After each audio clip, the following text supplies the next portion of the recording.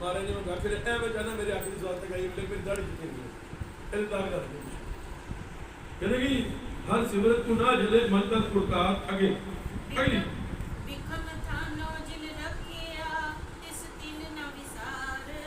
कुछ समझ आया कुछ समझ आया स्थिर ना विसार ये मतलब एक श्वास भी ना विसार विक्रम दो विक्रम ਹੁਣ ਤੁਸੀਂ ਸੋਚੋ ਕਿ ਤੁਹਾਡੇ ਘਰ ਦੇ ਜਿਹੜੀ ਪਰੇਸ਼ਾਨੀਆਂ ਨੇ ਮੇਰੇ ਘਰ ਕਲੇਸ਼ ਪਏ ਨੇ ਝਗੜੇ ਪਏ ਨੇ ਸਭ ਦੇ ਹੋਣੇ ਪੈਣਾ ਕੋਈ ਵਿਕਮ ਧੋਨੀ ਇਹਦਾ ਮਤਲਬ ਉਸ को कर सकता कि नहीं कर सकता फिर की का शर्त भी है इस दिल न विसार